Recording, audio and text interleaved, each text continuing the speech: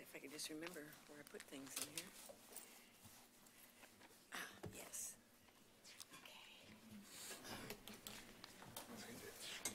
Service.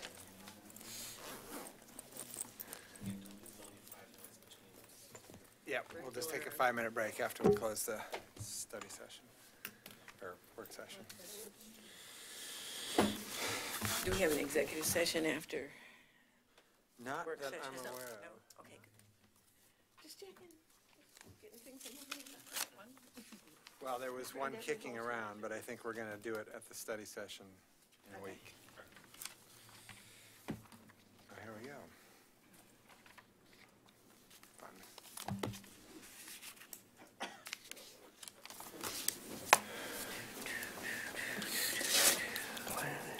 Hey, Scott.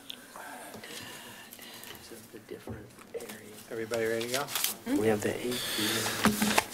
All right. Didn't even get to look. How's my tie? I hide it in the dark room, and I have Looks no good. idea. Apparently, I'm getting good at it. All right. Good evening, everybody.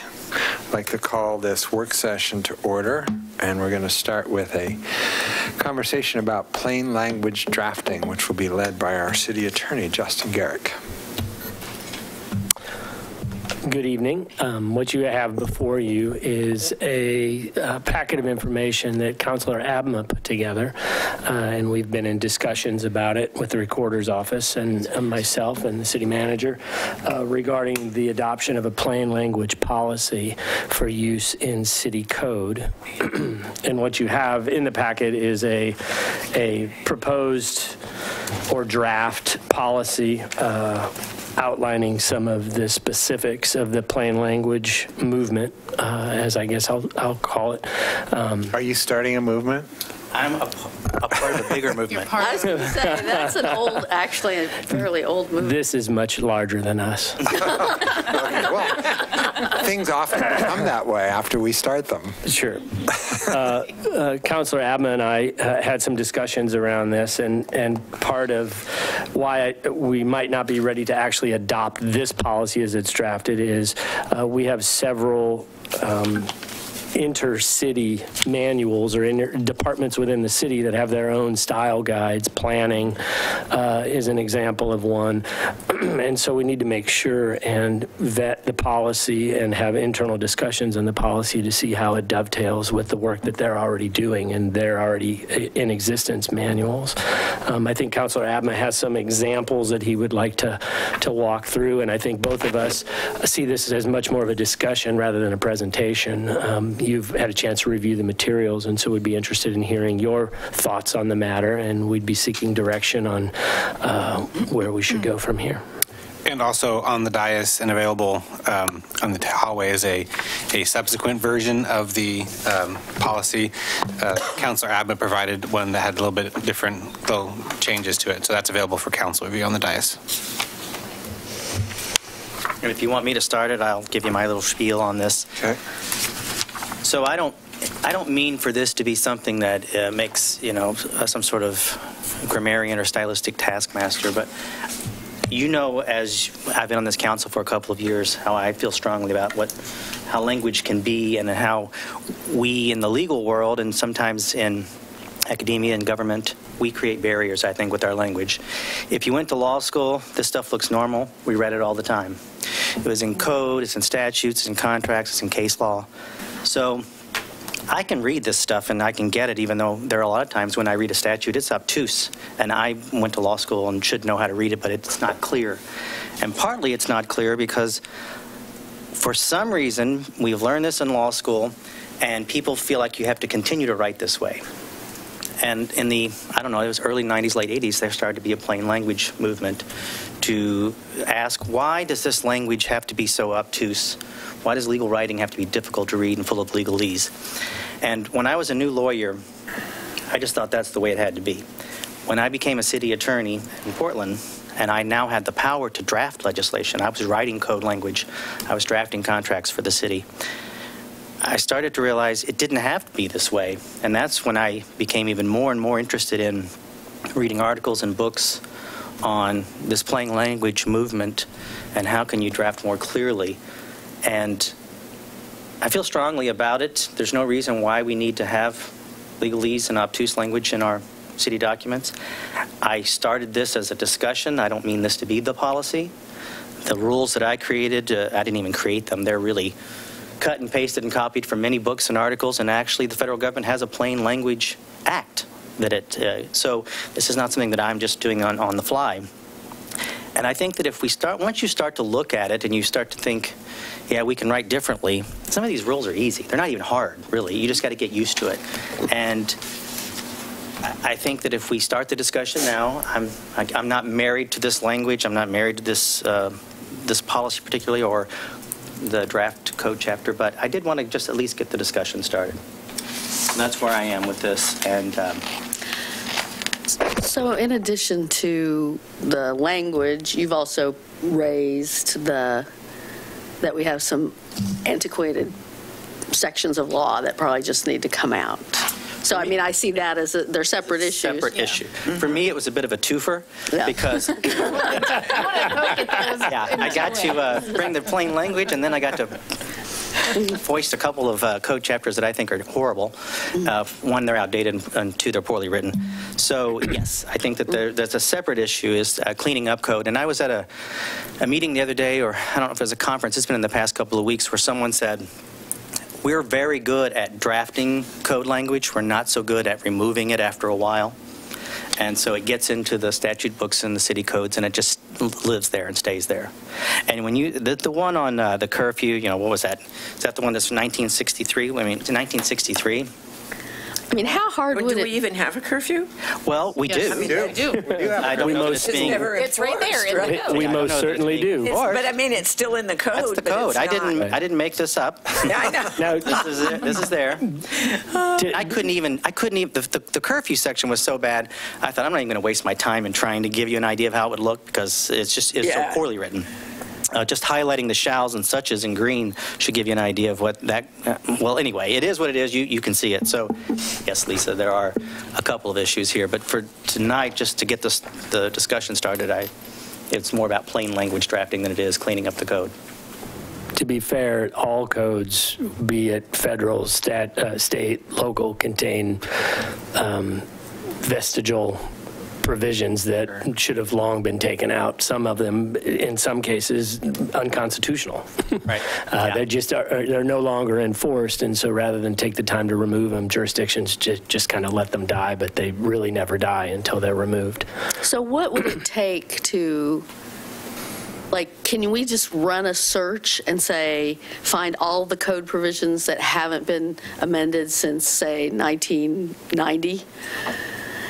I mean, how hard would that be to do that and pull all those and look at them and go through them and go, yeah, we still need that. No, we don't need that. Yeah, we need that. I'm not sure what the technology capabilities are to do a search like that. I think we probably could. I think it would be pretty easy to identify code sections that are that antiquated. I mean, Councilor Abma found that one. I had asked the same question of Scott, and it's not really, it's not that easy, I don't think, to go through and pull out. I mean, you can see it because the code does say in the parentheses when the ordinance was adopted. So you could go through the code, but I don't know that it's a quick search. There's not a search feature where you can search dates before. Our codifier might be able to identify them somehow, too. Well, even if, once you identify the age of certain parts of your code, the code addresses many topics, So it's going to take staff X number of hours and then council X number of hours to decide it doesn't need to be pulled. I mean, there's going to be low-hanging fruit. There's going to be stuff that's obvious. Yeah. But,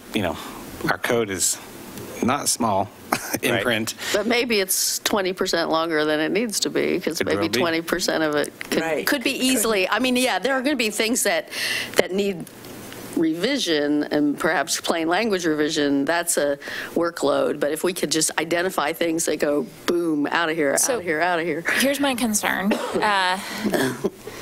Sometimes these pieces of code have unintended consequences when we remove them. And I'm not saying that every time. I don't think that the ones that Councilor Abma has highlighted will. But I'm stepping in more for Justin because he hasn't read all the code, and it's really hard to know how some of those pieces are going to fit together.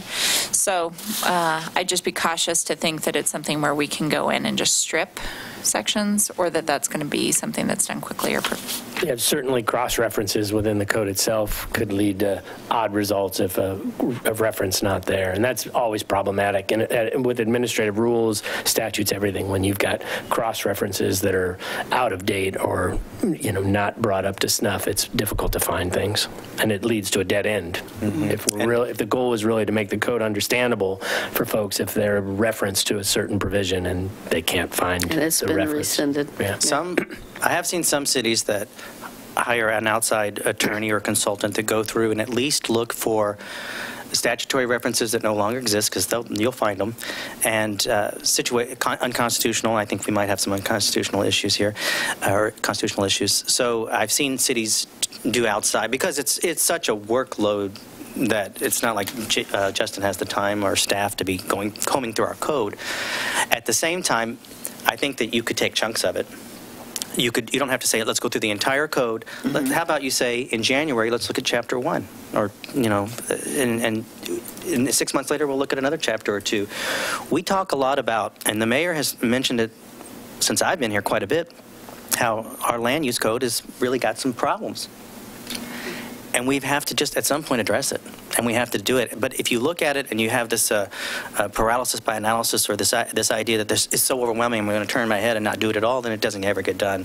So I would at least recommend that we take it in chunks. And the first thing that I thought about doing was what Lisa suggested, was let's look at the code language and let's see what's the oldest and start there. I just don't know how easy that is to do.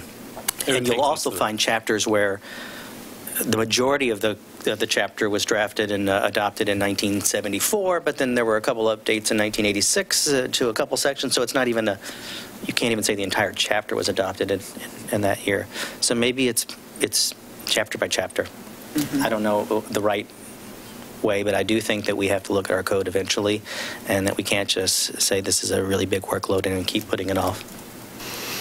Well, it would be good to have, there are parts of it we know need revision, like that we don't really have staff that are expert to do, like the noise ordinance and the nuisance, some of our nuisance ordinances. But at least it would be nice to have cataloged what, where things are, what can be, have some buckets of this can be stricken, this needs work, this should go on our workload list, Yeah. Well, I would think combing through a city's code would be a really interesting project for a pair of law students who are interning for the summer to just go through and to make kind of a list of, okay, here's the ones that we think you may want to look at, and here's the ones we're certain are still part of your functioning code. And that would at least give us a starting place for then to do by chapter.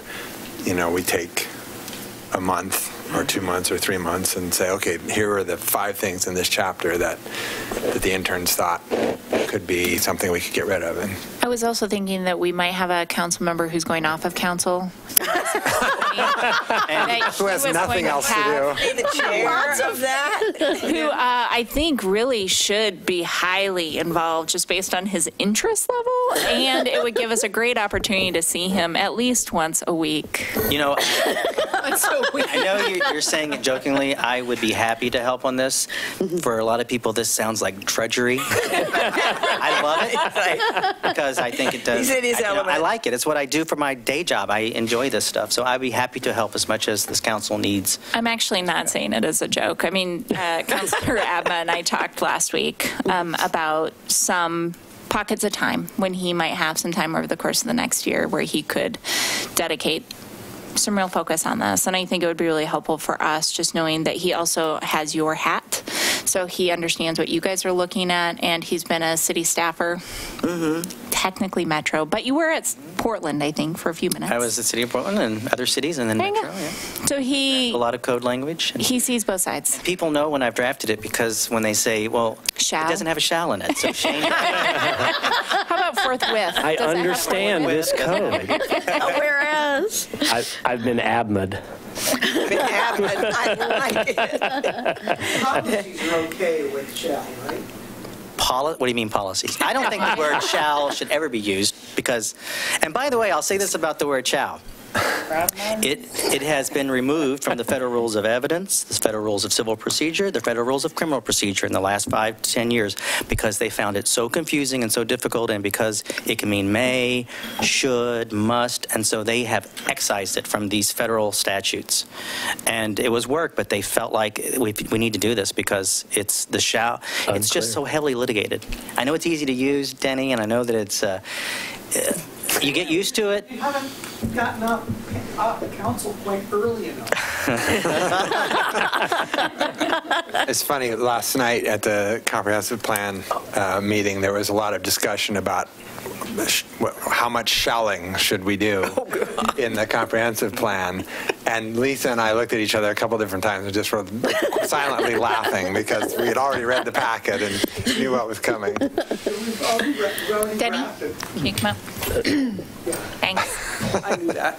We've already drafted, new policy language for the comp plan. We're working on that. Yeah, no, Well, then as you do that, you can eliminate those words. I understand. I don't mean to make this a huge workload. I understand. It's a lot of not work. It's not workload. It's like, it's the only place we get to use that word. It's been you happening. can take up poetic writing on your free time, Denny. Complaining about this to my wife this morning, and she says, "You don't put an E on old, do you?" Good for her. I said, good point. Yeah, I kind of like shall, but I can certainly live without it. I think that's good. Well, back to the plain language discussion. I mean, from the time I had my own business and had to read a lot of legal documents, contracts, and things, I had 2 theories. One, that things were written that way so that they were very, very specific, so that they were not malleable or Could be interpreted differently. yeah, open to interpretation. That was the one theory. And the other theory was lawyers like to have something over on us. Yeah. And I was never sure which one was Well, it's right. probably some of both. A little bit of this, a little bit of that. I'm all for this concept. I think our vision calls for being more transparent. Our vision calls for being more accessible to the general populace. And I think... And we want things that not just the attorneys can read, but that the Right. average citizen can read and understand easily. So what is more accessible than, what needs to be more accessible than your very laws? I think I'm all for doing this, enacting this, and then as we can afford it, as we figure out a way to do it, start working our way through, both to fix code that's written like this and to find code that we don't need anymore.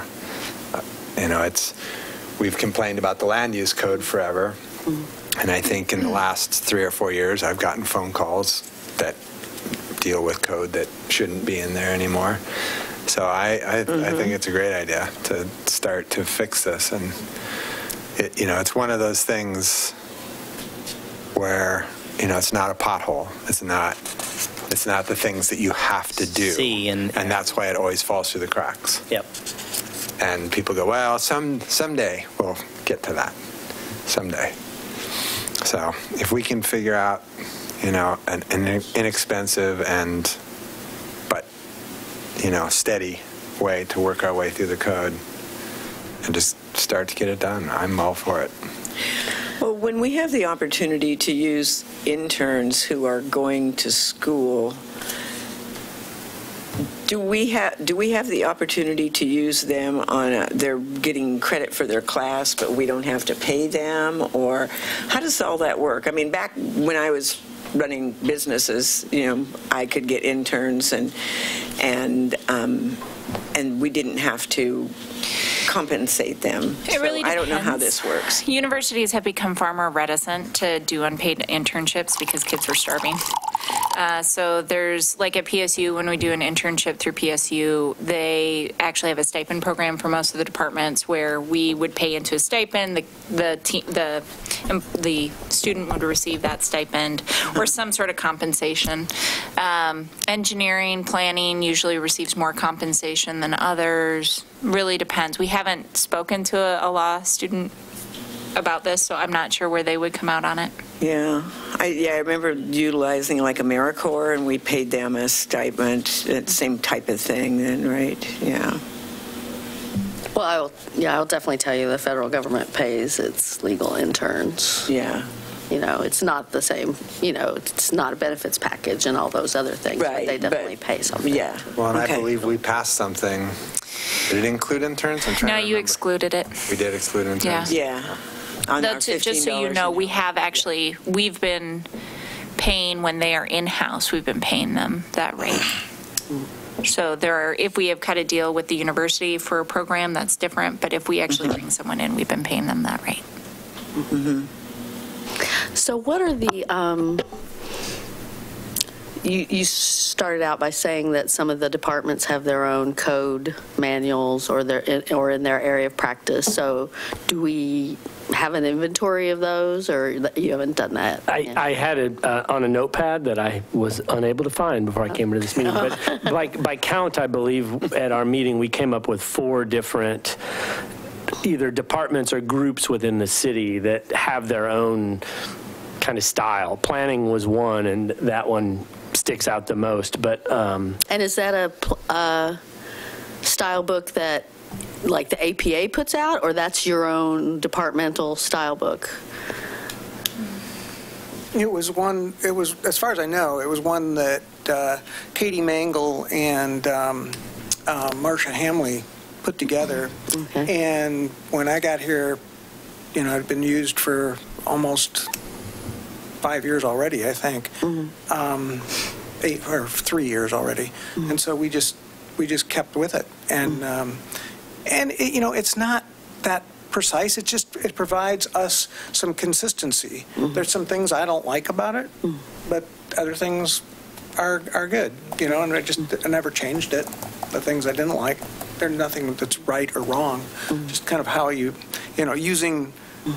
The one thing that always drove me crazy was using numerals instead of writing out the numbers less than 10 or 10 and less.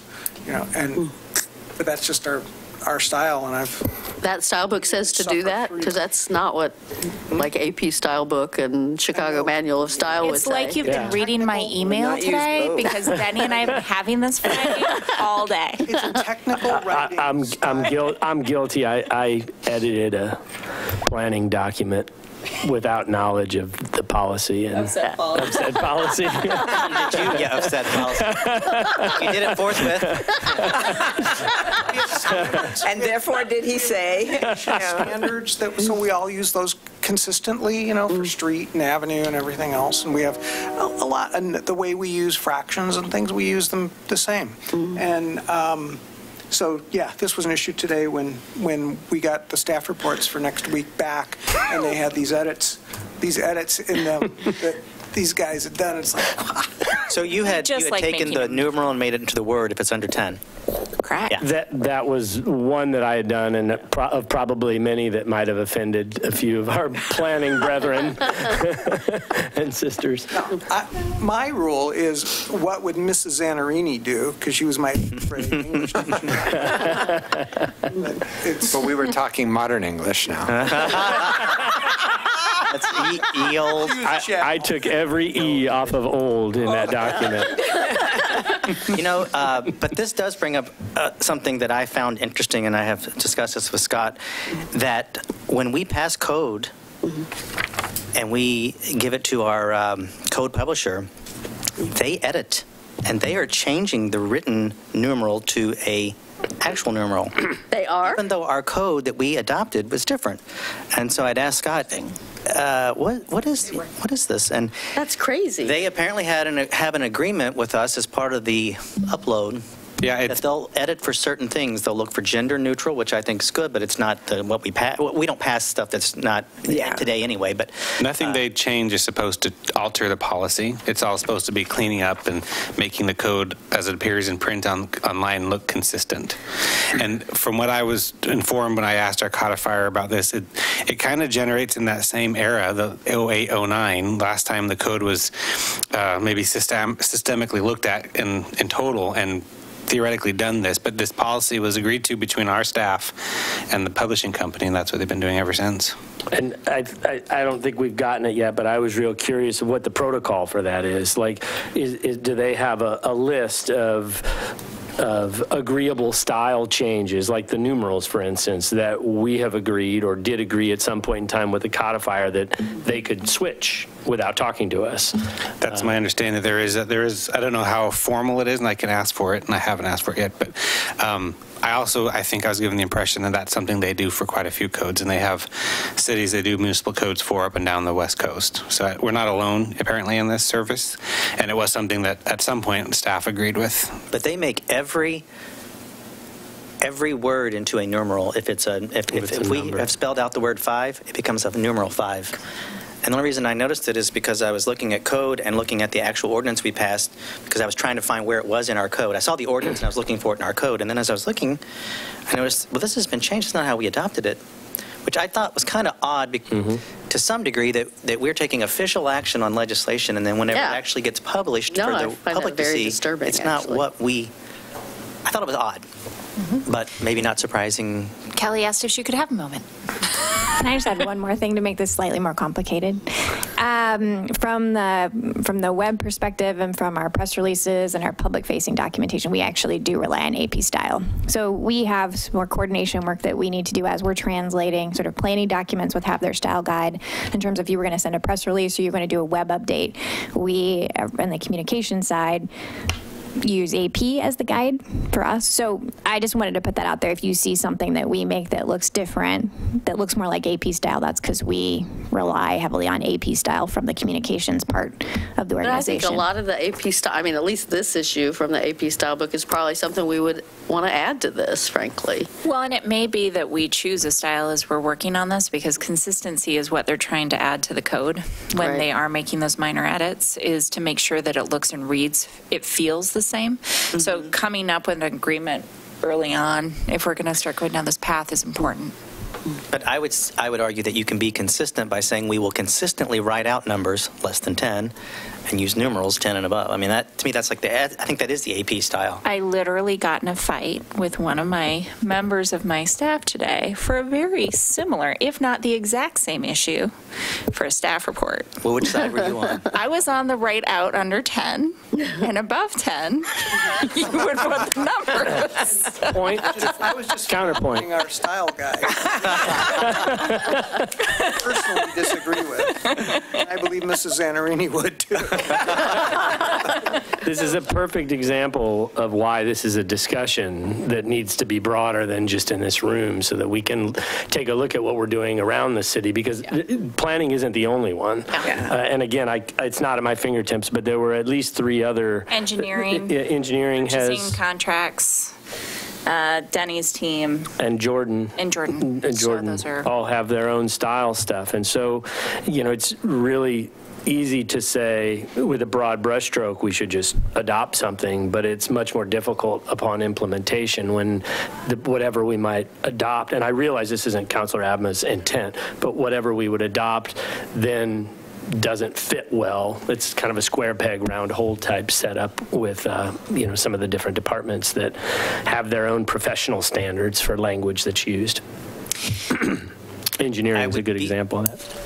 Having not seen them, these templates, I don't suspect that they advocate for the use of shall or nominalizations. So you don't care. I really don't think that this, I'm being honest, or serious. I don't think that these rules should affect too much your normal style guide, because that these aren't designed to override a style guide. They're They more like won't. legalese and. Right. But I think if agree. we're going to go down the path of doing all this work, and Sure. we're going to look at every piece of code, it's probably time that we also clean that up. And that's, I think, more what I'm saying, is that it'd be great if we can come up with something consistent so that when somebody's reading A, they also, and they get referred to a different section, that section sounds and feels similar. Yeah. Thank you. Anyway, that's my thoughts on it. I would just say that, and I've had this conversation or email exchange with Counselor Adma, but I think I love a lot of these rules. I think some of them are more important than others, and some of them are, and my particular one is passive voice. I think sometimes the passive voice is the best way to say something. Fireworks are prohibited rather than citizens will not use fireworks or something. That had to do with the plural section, though, fireworks. Passive voice. And down the rabbit hole we go. I created the Beatty exception. You didn't see that. I agree with you, though. There are times when passive voice is okay. Some of these are stylistic, and I totally understand that. That's why I don't want it to be some mandatory thing that everyone feels uncomfortable using, but it's just the general concept of legalese and cleaning up. But you're right. Well, and if when we created this list, if it was in sort of order of priority, right? Well, I put my first Then you would know what trumps what. Yeah, well, that's why I started with, you see my number 1 and my number 2. Those are the two that I... Never. But.